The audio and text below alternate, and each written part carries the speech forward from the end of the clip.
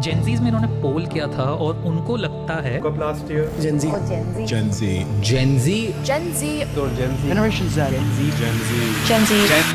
ये एक ऐसी जनरेशन है जिसमें आप, मैं और जितने भी लोग ज़्यादातर ये वीडियो देख रहे हैं वो सब आते हैं। वी एज अ जनरेशन बहुत ज़्यादा टैक्स सेवी है, सोशली अवेयर है और बहुत ज़्यादा एम्बिशियस है। और यही हमारी सबसे बड़ी प्रॉब्लम है, क्योंकि जेनजी जनरेशन हर एक चीज़ में एक्सट्रीम लेवल तक जाती है। अगर हम फिटनेस पे ध्यान देंगे तो हम बहुत ज़्यादा फिटनेस कर रहे होंगे कि हमें एक बहुत ज़्यादा फिटनेस पे एक्सट्रीम जाना है। बट प्रॉब्लम्स को जानने से पहले ये समझो कि जेनजी जनरेशन आखिर होती कौन, और एज अ जनरेशन हमें जेनजी क्यों बोला जाता है, और आखिर What are the problems with the Gen Z और क्यों हमारी जनरेशन एक्चुअली वो बहुत ज़्यादा वर्स है। बट कुछ लोग अभी भी दावा करते हैं कि जेनजी जनरेशन पूरी तरीके से फ्यूचर को चेंज कर देगी। तो ऐसा क्यों है? As well as a person मुझे और आपको क्यों एज अ जेनजी जनरेशन में कुछ चीज़ों का बहुत ज़्यादा ध्यान रखने की ज़रूरत है। जेनजी जनरेशन एक्चुअल में है जनरेशन जेड। अब ये जनरेशन जेड क्यों बोला जा रहा है, उससे पहले आपको ये समझना पड़ेगा ये जितनी भी चीज़ें हैं, जैसे लाइक जेनजी हो गया, जेन अल्फा हो गया, ये सब चीज़ें ओरिजिनेट हुई थी मेरे हिसाब से अमेरिका से। तो थोड़ा सा अगर हिस्ट्री में बात करें तो ये जो नेमिंग स्टार्ट हुई थी वो हुई थी with the generation greats. Generation थी जो कि 1901 से लेकर 1927 तक पैदा हुए थे। और ये जनरेशन ग्रेट इसलिए बोली जाती है बिकॉज इस टाइम पे हमारे जो पूर्वज थे बहुत ज़्यादा स्ट्रगल कर रहे थे, रिसोर्सेज की बहुत ज़्यादा दिक्कत थी, एज वेल एज सर्वाइवल का बहुत इश्यूज था, एज वेल एज बहुत से जो देश थे वो एक्चुअली में गुलामी में थे। अगर हम सिर्फ जनरली बोला जाए इंडियन परस्पेक्टिव में, we have been the colony for the year from the British. और फिर उसके बाद होता था साइलेंट जनरेशन। और मेरे हिसाब से साइलेंट जनरेशन इसलिए बोला जाता था बिकॉज ऑफ द फैक्ट कि ये 1927 से 45 के बीच पैदा हुए और इस वर्ल्ड वॉर हो चुकी थी। एज वेल एज ये बहुत ज़्यादा ओबीडियंट थे और first level of the generation जो कि ग्रेट जनरेशन थी। सो वर्ल्ड वॉर खत्म होने का 1946 से लेकर 64 तक बेबी बूमर जनरेशन बोली गई ना। ये जो बेबी बूमर वर्ड है वो एक्चुअल में अमेरिका ने डाला था, क्योंकि इस टाइम पे बोला जाता था बच्चे बहुत ज्यादा पैदा हुए थे इस टाइम पे, तो इसलिए बेबी बूमर। फिर 1965 से लेकर 81 तक जनरेशन एक्स आई, और इस जनरेशन के बाद से दो generation I, that is millennium generation जिसे जनरेशन वाई भी बोला जाता है। उसका टाइम पीरियड था 1981 से लेकर 1996 तक। और ये जो जनरेशन थी एक्चुअल में थोड़ा सा टैक्स सेवी होने लगी थी। फिर आती है हमारी generation, that is people born between 1997 से 2010 या फिर 12 तक। और ये जनरेशन बहुत ज़्यादा टैक्स सेवी रहती है, मोस्ट डाइवर्सिफिकेशन वाली जनरेशन। नाउ इस डाइवर्सिफिकेशन का रीज़न ये होता है बिकॉज 1998 वाले व्यक्ति से बात करोगे और जो व्यक्ति 2005, साइकोलॉजी बोल दिया जाए, फिर माइंड मैपिंग बोली जाए, या फिर एक परसेप्टिव ऑफ द लाइफ है, वो बहुत ज़्यादा अंतर होगा दोनों जनरेशन में। इसलिए ये जो जनरेशन बहुत ज़्यादा डाइवर्सिफिकेशन है कि 2 साल छोटा व्यक्ति बहुत ज़्यादा अलग सोच रहा होगा। तो इसलिए ये जनरेशन बहुत ज़्यादा ओपन अप है, या फिर चीज़ों को बहुत ज़्यादा सेवी है, या फिर बहुत ज़्यादा सोशली अवेयर है, और बहुत ज़्यादा इश्यूज है इस जनरेशन के साथ। इस तरह से डिवीजन हुआ। But generation Z is the worst generation. Perceptive मैं बोलूँ तो ज़्यादातर लोगों को देखते हुए बनाए। इसमें से कुछ प्रॉब्लम्स पर्सनली मैंने भी फेस की या फिर मेरे अंदर भी है। तो 2 वर्ड्स के बारे में बात करते हैं, दैट इज वन इज एकांत as well as second is अकेलापन। नाउ एकांत is the meaning of alone, अकेलापन is the meaning of loneliness. दोनों चीज़ें बहुत ज़्यादा सिमिलर रहती है और इस पर बहुत ज़्यादा स्टडी कर सकते हैं हम कि अलग अलग डेफिनेशन है। बट अगर मैं सिंपल सा बोले तो the one thing in my opinion, aloneness is when कि जब आप अकेले हो बट आप बहुत ज़्यादा इंजॉय कर रहे हो अपनी कंपनी को। लोनलीनेस इज द टेंशन जब आप अकेले हो बट वो से आप इंजॉय नहीं कर रहे हो, आप बहुत ज़्यादा आपको एंजाइटी या फिर थोड़ा सा इश्यूज हो रहा है उस अकेलेपन में, या फिर बोला जाए तो आपको अकेलापन खा रहा है। बट इसमें भी मेजर फैक्ट ये हो जाता है कि कई बार लोगों को सबके साथ होने के बाद भी अकेलापन लगता है, या फिर और कुछ ऐसे भी व्यक्ति रहते हैं जिनको 10 लोगों के साथ भी बैठा दी जाए तो वो अपने ही एक दुनिया में रहते या फिर एकांत में रहते हैं। हमारी जनरेशन की ये सबसे बड़ी प्रॉब्लम है कि we are the lonely one, कि हमें वो जो अकेलापन है उसे हम एंजॉय नहीं कर पाएंगे, या फिर हम बहुत ज़्यादा चीज़ों को देख रहे हैं कि एकांत में रहना चाहिए, बट द एकांत word is not good for you, या फिर हमारे लिए अच्छा नहीं है। और हमें उस जो टाइप ऑफ एकांत है वो अच्छा नहीं दे रहा, हमें एक टाइप की सोशल एंजाइटी दे रहा है, थोड़ा सा डिप्रेशन वाली फीलिंग आ रही है, थोड़ा सा लो फीलिंग आ रही है। और यही सबसे बड़ी बात है, generation Z is more lonely than every other generation. तो हमारे लिए सोशल इंटरेक्शन के नाम पे कोई एक रियल लाइफ दोस्त नहीं है, या फिर सोशल इंटरेक्शन को हमने बहुत ज़्यादा गलत डिस्कवर कर लिया है कि social interaction is on the basis of the online media. या फिर ऑनलाइन वे में हम 10 लोगों के साथ दोस्ती बना रहे हैं, 1000 लोग हमारे एफबी में फ्रेंड्स हैं, तो that is what the social interaction. कि हमें बर्थडे टू बर्थडे किसी व्यक्ति का स्टोरी लगा रहे तो we are the socially connected one, which is quite right, but आप उस व्यक्ति से कभी मिल भी नहीं पा रहे हो। और यही अलग बात हो जाती है कि कई बार सेकेंड और थर्ड ईयर में था तो मेरा इतना ज़्यादा socially interaction on the basis of the social media इतना ज़्यादा नहीं था, एज वेल एज मेरा बाहर व्यक्ति में भी नहीं था, तो I have a meaning for the interaction. मैं ज़्यादातर वक्त अपने काम पे ध्यान देता था, that is on the YouTube video या फिर मेरी जो कॉलेज स्टडीज़ है इस बेस पे। So I have been in the situation जो मैं बोलता हूँ कि मैं एकांत में था, क्योंकि मुझे मेरा जो सोशल इंटरेक्शन था वो मेरे वर्क के लिए था या फिर मेरी स्टडीज के लिए था। अगर पॉज कर सको वीडियो तो कोई दिक्कत नहीं, आप पॉज करके सोचिए एक्चुअली में आपका जो सोशल इंटरेक्शन है या फिर किसी व्यक्ति के साथ है, वो व्यक्ति हो ज़रूरी नहीं है, बट आपका काम भी हो सकता है या फिर ऐसे वे में भी हो सकता है। इट्स नॉट लाइक कि आप 10 लोगों से बात कर रहे हैं बट तब भी आप एक टाइप की अकेलापन वाला जो बोझ है वो लेके चल रहे हो। और यही जो अकेलापन है, इसी वजह से हमारे जो हैं दोस्त इतने ज़्यादा नहीं बन पाते। अब दोस्त बनना ना बनना भी अलग अलग फेसेस में आता है, बट मेरे जो बड़े भाई है वो करीब 6 साल बड़ा है। अब उसके जो फ्रेंड्स हैं अभी के टाइम में भी उसके करीब करीब 10 या 20 लोगों से वो एक्चुअल में अच्छी दोस्ती बना के रखे हैं, एज वेल एज 30 लोग ऐसे भी होंगे जिनसे हाँ गेट टुगेदर होता है ना। उनके कंपेरिजन में मेरी बात की जाए तो सिर्फ मेरे 2 या 3 दोस्त हैं। जो मिलेनियल जनरेशन, जो हमारी ऊपर वाली जनरेशन है, उन्होंने बहुत अच्छे से चीज़ों दोस्ती बनाना सीखी है या फिर सोशल इंटरेक्शन सीखी है, बट हमने अपने आप को कवर करके रखा with the word that is introvert. मैं क्वांटिटी पे ज़्यादा ध्यान नहीं देता, मुझे दुनिया की इतनी फिक्र नहीं है, इसलिए मेरे 2 ही दोस्त बहुत ज़्यादा अच्छे हैं। क्योंकि इसका फैक्ट ये नहीं है कि आपके 2 ही दोस्त अच्छे, बट आपकी जो लोनलीनेस थी उस वजह से आपने इंटरेक्शन वाला फेस में नहीं आए, और इसी वजह से आपके जो लॉन्ग टर्म फ्रेंड्स है वो भी नहीं है। These are the long term friends जिससे आपको 2 से 3 मिले। ना मेरे जो ब्रदर है या फिर जो हमारी ऊपर वाली जनरेशन करीब 5 या 6 साल हो चुके हैं कॉलेज छोड़े, और उनके तब भी कुछ ना कुछ कॉलेज के दोस्त एज वेल स्कूल फ्रेंड्स अभी भी हैं। सो दैट्स द डिफरेंस कि हमारे लॉन्ग टर्म दोस्त नहीं है एज अ जनरेशन जेड, और यही हमारी सेकेंड मेजर प्रॉब्लम होती है। बट प्रॉब्लम्स का सॉल्यूशन हर एक चीज़ को देखने से मिलता है, और इस वीडियो के थ्रू आपको प्रॉब्लम्स के साथ साथ सॉल्यूशन भी मिल जाएगा। बट ऐसे ही वीडियोस अगर बनवाना चाहते हो तो you can do simple thing, that is subscribing the channel, क्योंकि ये चीज़ आपके लिए फ्री है, but it motivates me a lot to create great videos for you. एक चीज मैं रिक्वेस्ट कर रहा कि I am in the road to touch the 10,000 subscriber. मैं चाह रहा हूं कि हम करीब करीब इस साल के एंड तक कर लें, तो please support by simply doing the subscription वाला बटन। अभी मैंने आपको मेरे ब्रदर एंड मेरा कंपैरिजन बताया, and this is the major problem of our. हम कंपेयर करते हैं हमारी ऊपर वाली जनरेशन को या फिर हम नीचे वाली जनरेशन को कंपेयर करते हैं। मैं क्रिटिसाइज नहीं करना पा रहा, पर ये आपको बचपन से ही मिला है फ्रॉम द पेरेंट्स कि आपके नंबर अच्छे नहीं आए या फिर आपके नंबर इतने अच्छे आए पर तब भी शर्मा जी से आप पीछे रह गए, तो कहीं ना कहीं दिक्कत है। वो व्यक्ति बहुत ज्यादा लाइफ में मचा रहा है बाय विनिंग द मेडल्स या फिर स्पोर्ट्स में बहुत अच्छा काम कर रहा है, तो ये जो कंपैरिजन वाला माइंडसेट है it is from the childhood कि हमारे अंदर डाल दिया गया है कंपैरिजन कि हमें उस व्यक्ति से बाहर निकलना है, उस व्यक्ति के ऊपर जाना है। फैक्ट ये है कि हमने इस कंपैरिजन को और एक लेवल अप कर दिया, क्योंकि we are comparing with the achievements तो कर ही रहे थे, बट आज की दुनिया में जो सोशल मीडिया है उधर पर हम दूसरों को देख के अनलिमिटेड इररिलेवेंट डिजायर सेट करते हैं। और ये जो डिजायर है इसको मैं शो ऑफ में बोल देता हूँ कि सामने वाले व्यक्ति का कोई पर्टिकुलर चीज में कोई इंटरेस्ट है, just like based on the cars या फिर based on this something travelling या फिर based on this some adventure वाली एक्टिविटी, भले आपका उसमें इंटरेस्ट नहीं है तब भी हमें उस वाली चीज को करना है, क्योंकि पूरी दुनिया वो उस टाइप की चीजें पोस्ट कर रही है इंस्टाग्राम, स्नैपचैट या फिर फेसबुक में, और ये चीज हमें करने की बहुत ज्यादा जरूरत है, क्योंकि हमें अंदर से आ गया that is fear of missing out कि सामने वाला व्यक्ति इतना ज्यादा चीजें चढ़ रहा है तो हमें भी ये चीज करना ही पड़ेगा।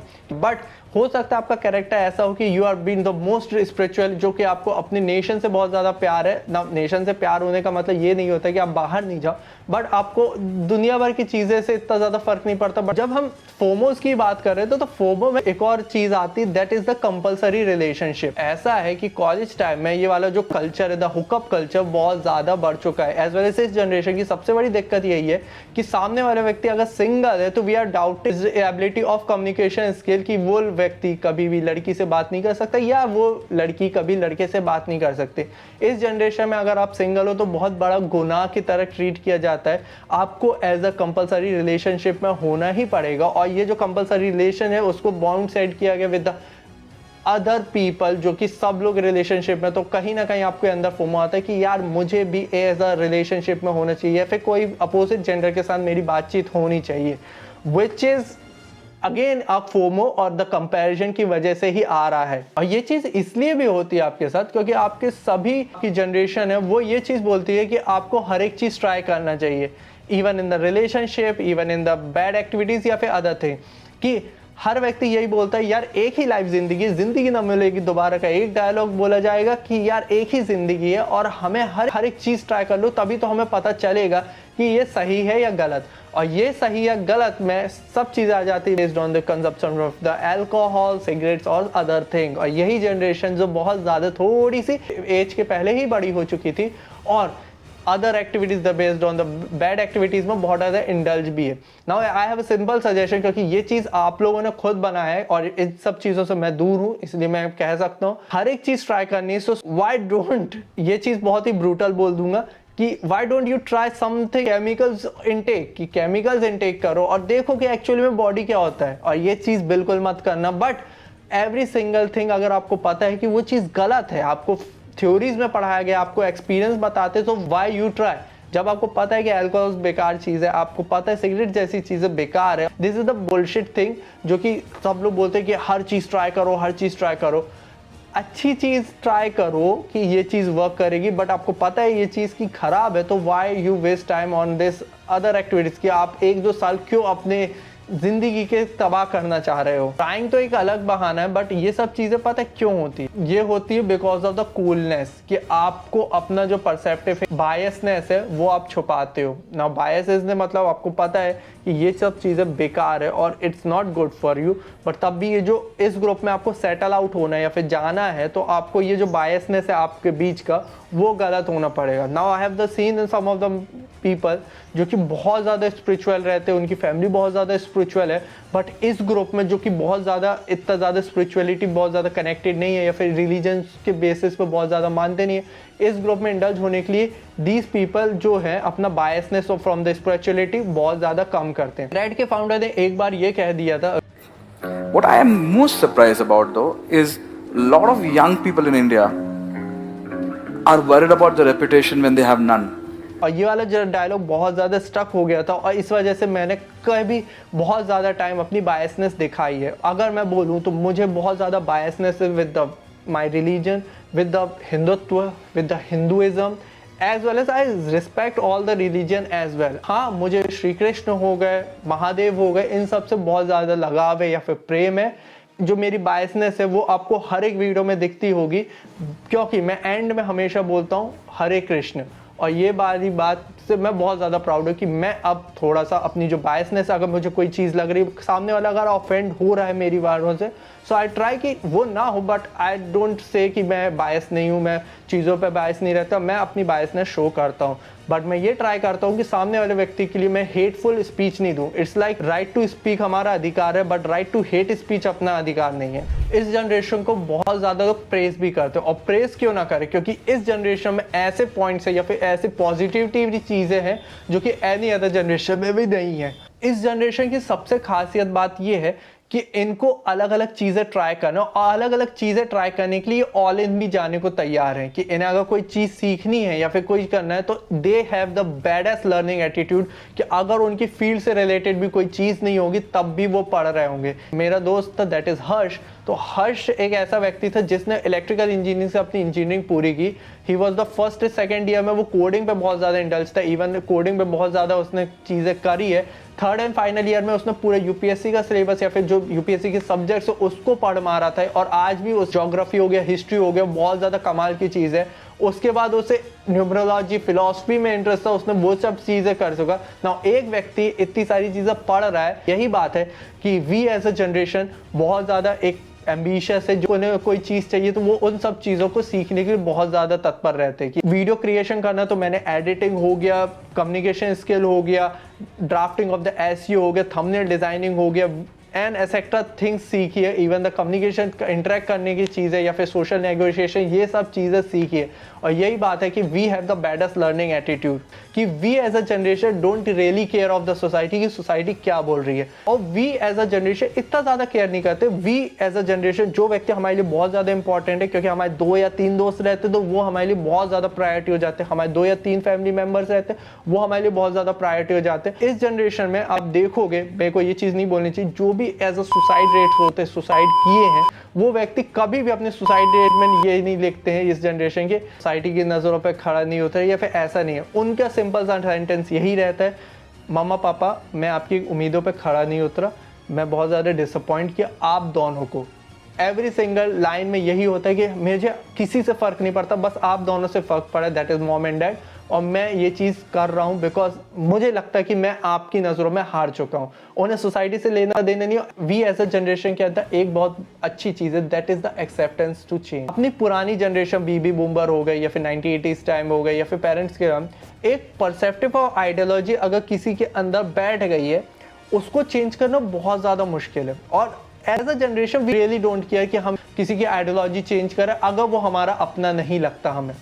हम बोलते हैं ठीक है निकल जाओ, तुम जो सोच रहे हो वो सही है। वी हेट द आर्गुमेंट कि हाँ मुझे करना चाहिए आर्गुमेंट कि ये चीज़ गलत है या फिर तुम्हें मैं समझाने की कोशिश कर, इस टाइप का एटीट्यूड हमारे अंदर नहीं है।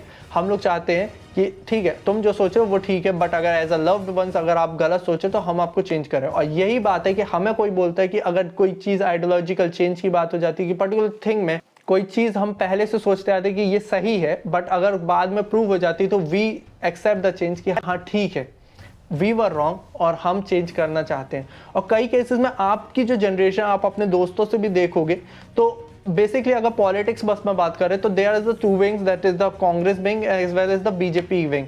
Now I have seen my friends कि वो एक विंग की तरफ है ही नहीं कभी, कि मतलब अगर national security and etcetera things की बस बात करेंगे ना तो वो पूरे तरीके से बीजेपी सपोर्टर हो जाते हैं।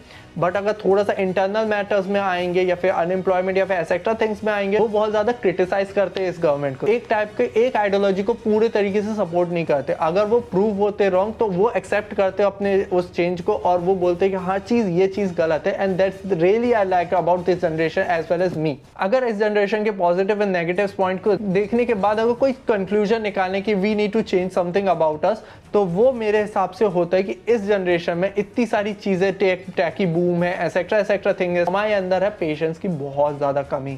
एग्जाम्पल इस तरह से सेट हुए हैं कि बहुत से जो यूट्यूब क्रिएटर्स हैं, इंस्टाग्राम क्रिएटर्स हैं, उन्होंने बहुत ज़्यादा एफर्ट देके अपनी ब्रांड वैल्यू बिल्ड करी है। हमें लगता है कि ये जो चीज़ है इन्होंने 2 साल में अचीव कर ली, 1 साल में अचीव कर ली, 6 महीने में वायरल हो गया।